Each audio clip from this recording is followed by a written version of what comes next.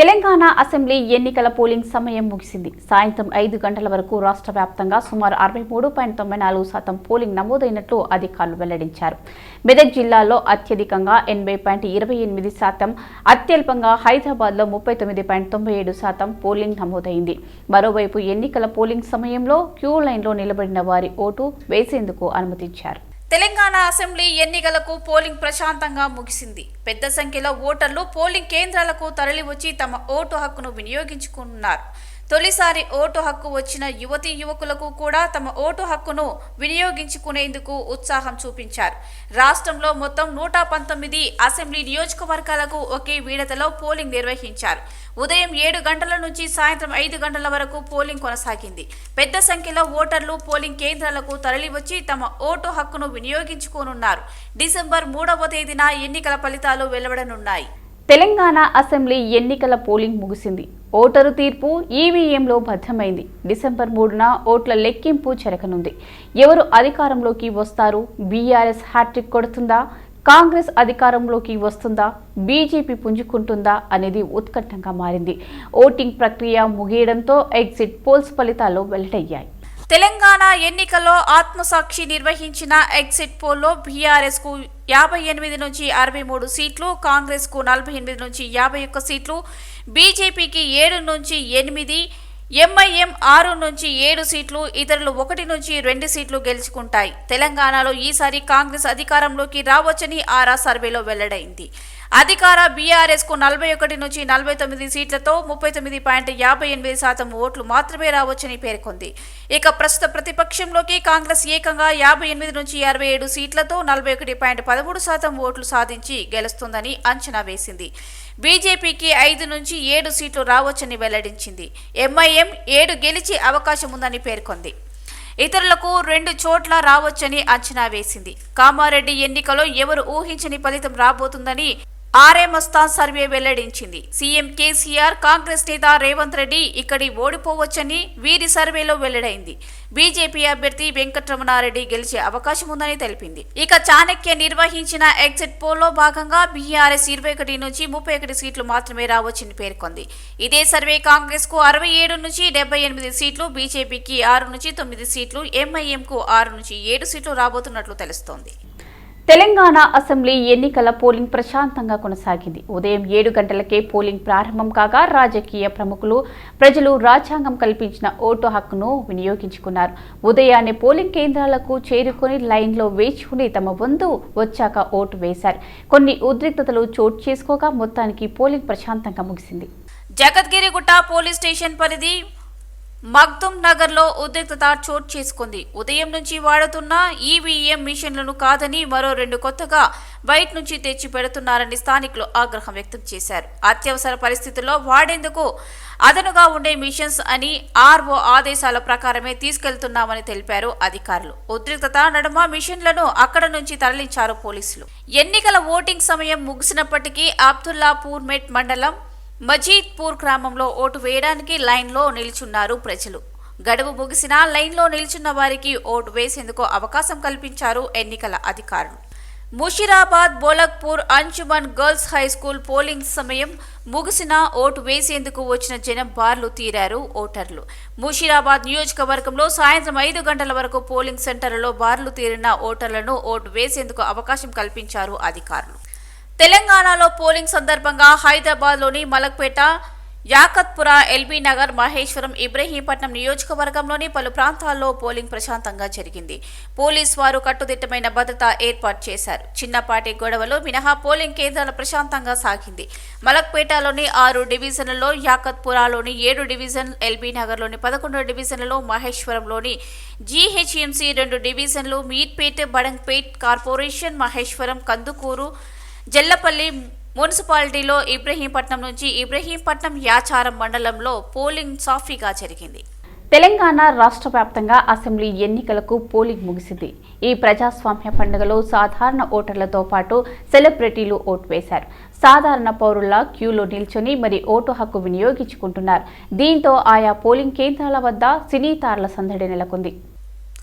తెలంగాణలో అసెంబ్లీ ఎన్నికల నేపథ్యంలో పలువురు సినీ ప్రముఖులు ఓటు హక్కును వినియోగించుకున్నారు. 119 నియోజకవర్గాల్లో ఒకే విడతలో పోలింగ్ జరిగింది.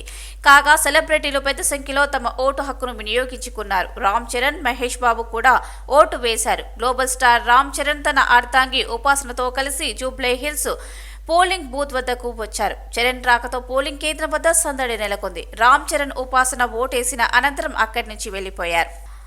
అటు మహేష్ బాబు, నమ్రత దంపతులు కూడా ఓటు హక్కు వినియోగించుకున్నారు. ఓటేసిన అనంతరం వేలికి ఇంకు గుర్తుకు మహేష్ బాబు చూపించారు. ఇక సినీ నటుడు అల్లు అర్జున్ తన ఓటు హక్కును వినియోగించుకున్నారు. జూబ్లీ హిల్స్ లోని BSNL పోలింగ్ బూత్ కు చేరుకున్న ఆయన క్యూలో నిలబడి తన వంతు వచ్చిన తర్వాత ఓటు హక్కు వినియోగించుకుని Jubilee Hills BSNL polling booth లో సినీ దర్శకుడు తేజ తన ఓటు హక్కు వినియోగించుకున్నారు. మరోవైపు నటుడు NTR తెలంగాణ ఎన్నికల్లో ఓటు వేశారు. కుటుంబంతో కలిసి వచ్చిన ఆయన Jubilee hills Obul Reddy public స్కూల్లో ఓటు వేశారు. నాగర్ కర్నూలు జిల్లా వెల్దండ మండలం కేంద్రంలో జిల్లా పరిషత్ ఉపాధ్యక్షుడు బాలాజీ సింగ్ తన ఓటు హక్కు వినియోగించుకున్నారు. Jubilee Hills BSNL polling booth లో సినీ దర్శకుడు తేజ తన ఓటు హక్కు వినియోగించుకున్నారు. ఇక హీరో వెంకటేష్, కీరవాణిలు కూడా ఓటు హక్కును వినియోగించుకున్నారు. జూబ్లీ హిల్స్ క్లబ్ లో సుమంత్ ఓటు వేశారు. ప్రముఖ music director Keeravani Jubilee hills public స్కూల్లో తన ఓటు హక్కును వినియోగించుకున్నారు. ఆయన వెంట కుమారుడు ప్రముఖ సింగర్ కాలభైరవ కూడా ఉండి ఓటును వేశారు. ప్రముఖ సీనియర్ నటుడు Brahmanandam, Rajasekhar, Ram, star shuttler PV Sindhu, anchor Anasuya, Bharadwaj తదితరులు తమ ఓటు హక్కు వినియోగించుకున్నారు. ఈ సందర్భంగా అంతా తమ విలువైన ఓటును వేసి ఆనందం వ్యక్తం చేశారు. మామూలుగా పోలింగ్ సమయంలో ఉదయం 10 గంటలు దాటితే కానీ ఓటింగ్ కు బయటికి రాని సెలబ్రిటీలు ఉదయాన్నే ఓటు హక్కును వినియోగించుకోవడానికి ఈసారి ముందుగా వచ్చారు.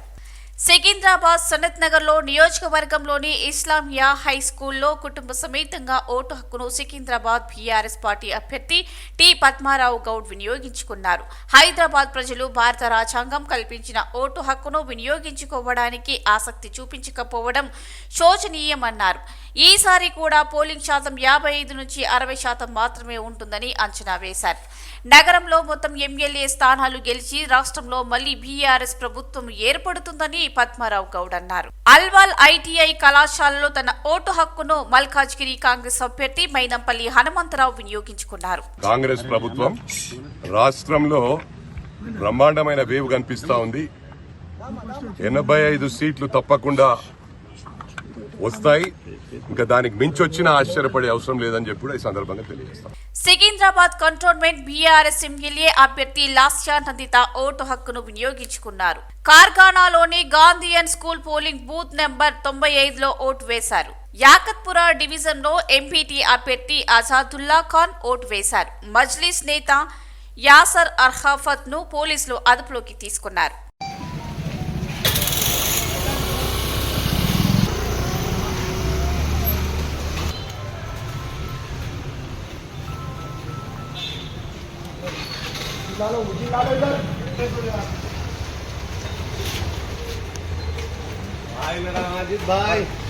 కుకట్పల్లిలో పోలింగ్ తుది దశకు చేరుకోవడంతో ఓట్లు వేసేందుకు బార్లు తీరారు ఓటర్లు.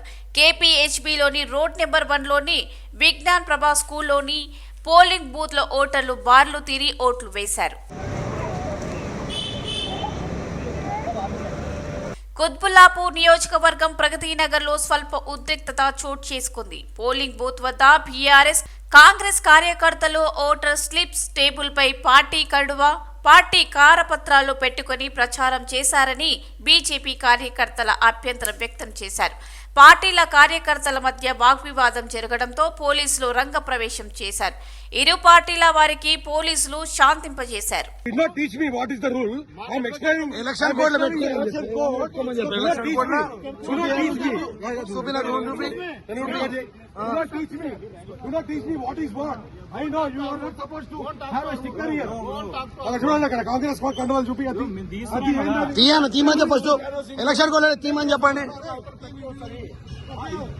కాంగ్రెస్ అభ్యర్థి మధు యాష్కీ గౌడ్ మీడియాతో మాట్లాడుతుండగా పోలీసు అధికారిపై మండిపడ్డారు. తాను పోలింగ్ బూత్ లో మాట్లాడలేదని బయట మాట్లాడుతున్నానని ఆయన చెప్పారు. ఈ సందర్భంగా BRS అభ్యర్థిపై పలు విమర్శలు చేశారు. వచ్చేది కాంగ్రెస్ ప్రభుత్వమని, ఇలాంటి వారందరికీ తగిన బుద్ధి చెప్తామని మధు యాష్కీ గౌడ్ హెచ్చరించారు. Do your job. I'm doing my job. I have every right to speak to media. Sir, stop it. I know you're ACP doing this. You're under RO, not you're under ACP. ఇది ఓడిపోయే MLA చాతగాక ఏసీపీని తెప్పించుకొని ఇట్లా మాట్లాడిస్తున్నాడు. ప్రజాప్రతినిధిగా have every right to speak to media and you have every right to ask any contestant or any పౌరుని అడిగే 4వ స్తంభమైన ప్రజాస్వామ్యంలో మీడియాకు హక్కు ఉంటుంది. ఈ పోలీస్ ఆఫీసర్కి హక్కు లేదు, అడ్డుకోవడానికి హక్కు లేదు. లోపల పోలింగ్ బూత్లో మాట్లాడట్లే. ఇదంతా చెంచాగిరి చేస్తూ ఉన్నారు. పింక్ చొక్కాలు వేసుకొని పింక్ ఏజెంట్లు అయినారు. వీళ్ళ సమయం అయిపోయింది. ఇలాంటి తొత్తులకి సమయం మిగిలింది 3వ తారీఖు వరకే. 9వ తారీఖు కాంగ్రెస్ ప్రభుత్వం ఏర్పడుతుంది. అప్పుడు వీళ్ళ సంగతి తెలుసా. ఈ ఫిరాయింపుదారు ఎమ్మెల్యే కుట్రదారుడు తమ్ముడు ఎమ్మెల్యే సుధీర్ రెడ్డి నీ ఆట కథం అయిపోయింది. ఫాల్తు మాటలు మానేసి ఇంకా చౌకబారు ఆరోపణలు చేసుకుంటూ పోతే నువ్వు గెలుస్తా అనుకుంటావేమో. అది నీ కళ్ళ. నేను నమ్ముకున్నది నా కుటుంబ సమానులైన ఎల్బీ నగర్ ప్రాంత ప్రజలని. నా శ్వాస ఎల్బీ నగర్, నా ధ్యాస ఎల్బీ నగర్. అభివృద్ధి, సమగ్ర అభివృద్ధి ఎల్బీ నగర్ ప్రాంతం. ఎన్నికల కమిషన్ విడుదల చేసిన నియమాలను పాటించకుండా కొందరు బూత్ ఏజెంట్లు పోలింగ్ కేంద్రాలలోకి మొబైల్స్ తీసుకెళ్లారని బీఎస్పీ జూబ్లీ హిల్స్ అభ్యర్థి కోనేటి సుజాత ఆగ్రహం వ్యక్తం చేశారు. అధికార పార్టీకి కొమ్ము కాసేలా ఏజెంట్లు వ్యవహరించడం తగదని ఆమె అన్నారు. వెంగళరావు నగర్ డివిజన్లలో 165, 166, 167, 168, 169 గల నంబర్లలో ఏజెంట్లు ఓటర్లను ప్రభావితం చేసేలా వ్యవహరించడం ప్రజాస్వామ్యానికి మాయని మచ్చగా మిగులుతుందన్నారు. ఇంతమంది స్థానిక పోలీసులు, కేంద్ర బలగాలు ఉన్నప్పటికీ ఓటర్లు స్పీచ్గా తమ ఓటు హక్కును వినియోగించుకునే పరిస్థితి కనపడలేదని ఆమె ఆరోపించారు.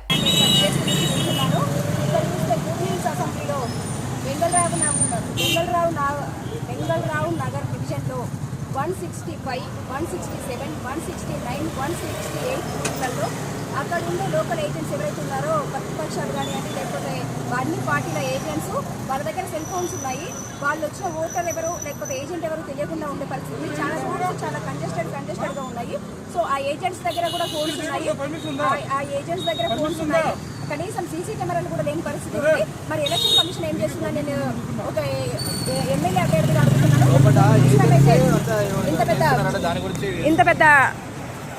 ఇంత పెద్ద హైదరాబాద్లో ఇంత సెక్యూరిటీ తోటి కూడా ఈ రోజు కూడా బూత్లలో వాళ్ళ సొంత మనుషులను పెట్టుకొని టీఆర్ఎస్ ప్రభుత్వం ఇంత అరాచకాలకు పాల్పడుతుంది. మీరు ఒకసారి చూడండి. ఓటర్లలో చైతన్యం తేవడానికే మా యొక్క ప్రయాసం. మీరు అందరూ కూడా జనాలు ఆలోచించి ఎవరు అవినీతి చేస్తున్నారు, ఎవరు మనల్ని ప్రజాస్వామ్యాన్ని కాపాడతారని మీ అందరూ కూడా ఓటేయవలసిన అవసరం ఉంది. మల్కాజ్గిరి నియోజకవర్గం పరిధిలోని అల్ఫాల్ పల్లవి ప్రోగ్రాం స్కూల్లో ఓటు వేయడానికి మొదటిసారి వచ్చిన ఓ యువతికి చేదు అనుభవం ఎదురైంది. ఓటు వేయడానికి వెళ్లిన యువతిని లోపల కూర్చున్న ఏజెంట్లు తమ ఓటు ఎవరో ఆల్రెడీ వేసి వెళ్లారని చెప్పడంతో యువతి అవాక్కయింది. తన ఓటు వేరే వాళ్ళు ఎలా వేస్తారని ఏజెంట్లను ఆ యువతి నిలదీశారు. దీంతో యువతి పోలింగ్ కేంద్రం ముందు ఆందోళన వ్యక్తం చేసింది. నేను ఫస్ట్ టైం ఓటు వేయడానికి వచ్చిన ఇక్కడికి. సో నేను ఓటు వేయడానికి వస్తే నాకంటే ముందే ఎవరో వచ్చి ఓటేసేసారు అని చెప్తున్నారు. సో నేను ఉన్నట్టా లేనట్టా ఇక్కడ?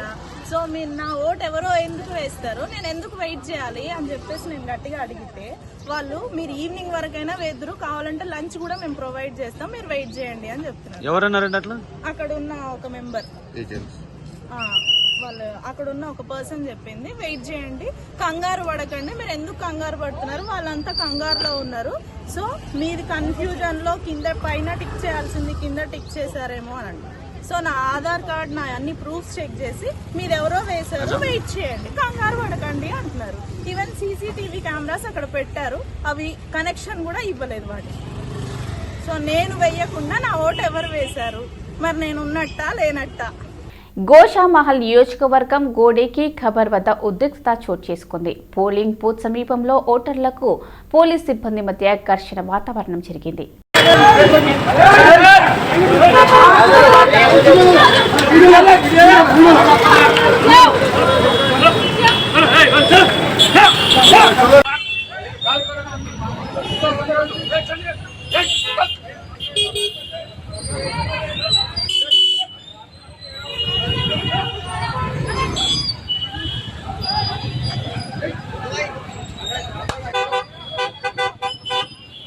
జూబ్లీ హిల్స్ రహమత్ నగర్ డివిజన్లో బ్రహ్మశంకర్ నగర్లో ఎన్నికల బూత్ నెంబర్ 139, 149 నందు పోలీసులకు కాంగ్రెస్ బూత్ ఏజెంట్ల మధ్య ప్రతిపక్ష వైరాగ్యం నెలకొంది.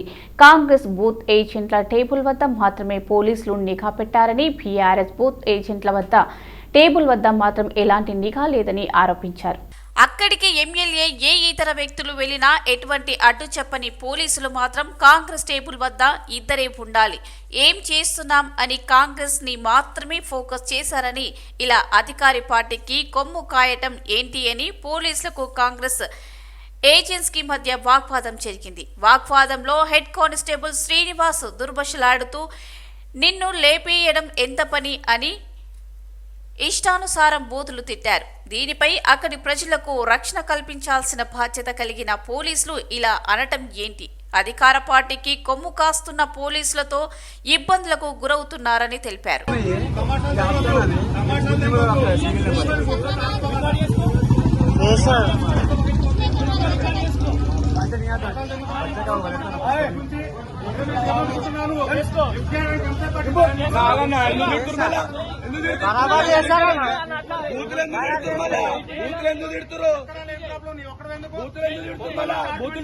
మాట్లాడరు అంటే దొరికినామా ఎట్లా దొరికినామా ముట్ట దొంగైతే ఏంటి మాటలు ముక్కట్లోకి వచ్చినామా మేము అలానే అసెంబ్లీ ఎన్నికల పోలింగ్ సందర్భంగా తెలంగాణలోని పలు నియోజకవర్గాల్లో కొన్ని చోట్ల ఘర్షణలు చోటు చేసుకున్నాయి. పలు చోట్ల కార్యకర్తల మధ్య తోపులాట జరిగింది. పోలీసులు కలక చేసుకుని ఇరు వర్గాలను పోలింగ్ బూత్ల నుంచి దూరంగా పంపించారు. అక్కడక్కడ లాఠీచార్జ్ చేయాల్సిన పరిస్థితులు నెలకొన్నాయి. నాగర్ కర్నూలులోని అమ్రాబాద్ మండలం మున్ననూరులో పోలింగ్ బూత్ దగ్గర ఉద్రిక్తత నెలకొంది. కాంగ్రెస్ బీఆర్ఎస్ కార్యకర్తల మధ్య ఘర్షణ చోటు చేసుకుంటుంది. ఖమ్మం జిల్లా కుసుమంచి మండలం నాయకన్ గూడెంలో కాంగ్రెస్ బీఆర్ఎస్ కార్యకర్తల మధ్య ఘర్షణ తలెత్తింది. పలువురు కాంగ్రెస్ కార్యకర్తలకు గాయాలయ్యాయి. నిర్మల్ జిల్లా బైన్సాలో కషాయ కడువలతో ఓటు వేసేందుకు వచ్చిన వారిని పోలీసులు అడ్డుకున్నారు. దీంతో పోలీసులతో వారు వాగ్వాదానికి దిగారు. ఇబ్రహీంపట్నం నియోజకవర్గం ఖానాపూర్లో పోలింగ్ బూత్ వద్ద బీఆర్ఎస్ కాంగ్రెస్ కార్యకర్తల మధ్య గొడవ జరిగింది. పోలీసులు లాఠీచార్జ్ చేశారు.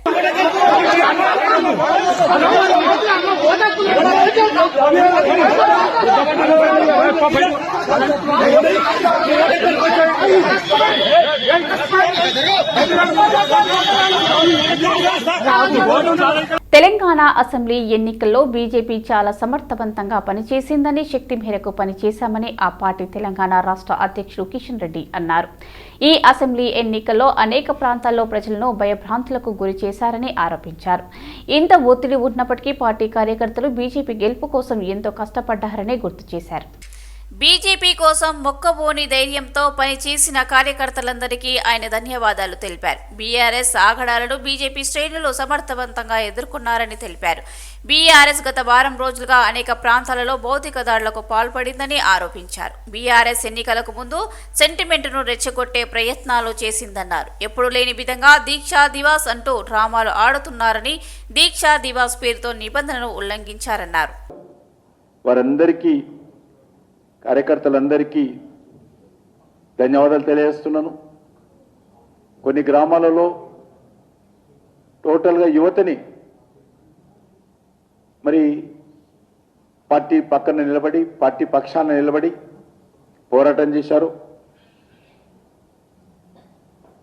ముఖ్యంగా టీఆర్ఎస్ పార్టీ గత వారం రోజులుగా అనేక ప్రాంతాలలో భౌతిక దాడులకు కూడా పాల్పడడం జరిగింది.